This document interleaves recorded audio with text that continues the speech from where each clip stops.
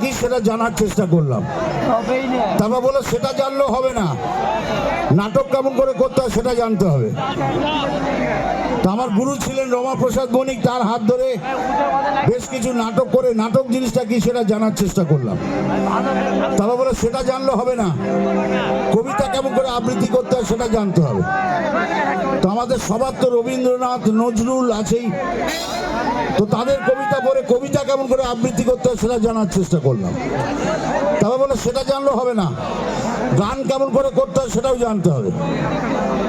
তো আমার বাড়িতে একটা ভাঙা হারমোনিয়াম ছিল, সেইটা বাজিয়ে বাজিয়ে, আর আমার দেশের বাড়ি তো বীরভূম, ওই বাউলের গান শুনে শুনে গান জিনিসটা কি বা কেমন সেটা জানার চেষ্টা করলাম। জানি বলছি না, জানার চেষ্টা করলাম।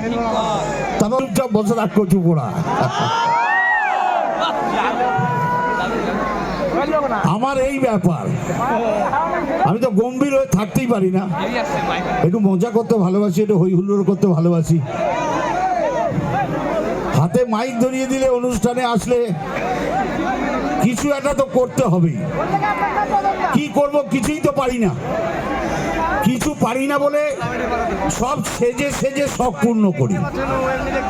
আজকে পুলিশ সাজি কালকে চোর, আজকে রাজা সাজি কাল ভিখিরি। আপনাদের বছরে একদিন হলি, আমার রোজ হলি, আমি রোজই রং মাখছি।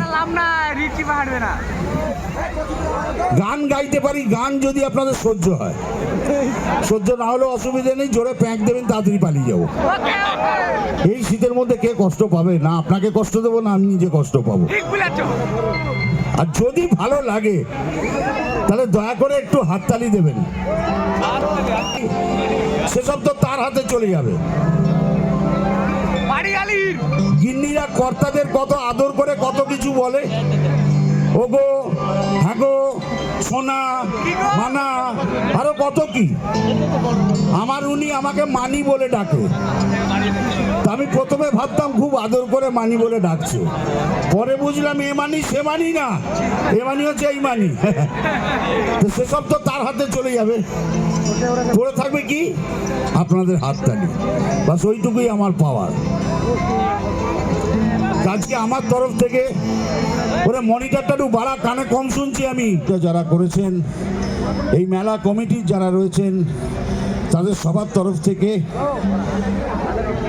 এবং আজ আপনাদের আর আমার মাঝে যে একটা কাঁচের দেওয়াল কিংবা একটা কাপড়ের পর্দা থাকে, সেটাকে সরিয়ে দিয়ে আপনাদের সামনে একেবারে এনে হাজির করেছেন বিএলআরও সাহেব।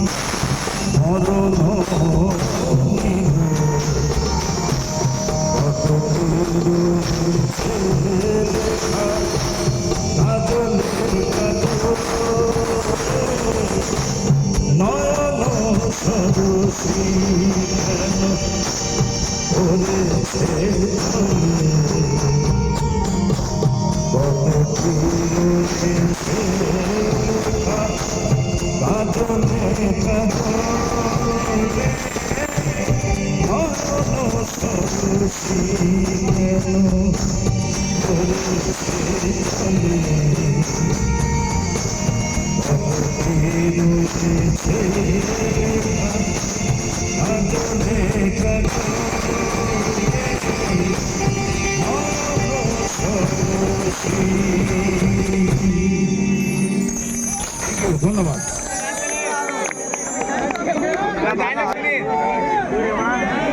ডায়লগ শুনে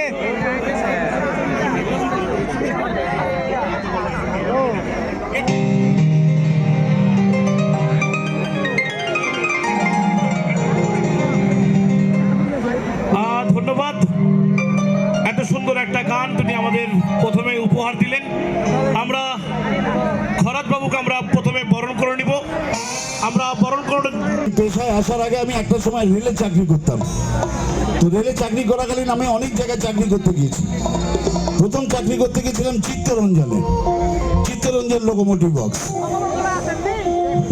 তো আমরা সেখান থেকেও বিভিন্ন জায়গায় থিয়েটার কম্পিটিশনে যেতাম। বরাকর, কুলটি, রানীগঞ্জ, শ্রীরামপুর, চন্দ্রনগর, খড়গপুর, সব বিভিন্ন জায়গায় আমাদের যেতাম। সেখান থেকে আজ রেলের চাকরি ছেড়ে আমি গ্রামের ছেলে আপনাদের কলকাতা শহরে এসে অভিনয় করে আপনাদের আনন্দ দেব সেই ইচ্ছাতে এসেছিলাম।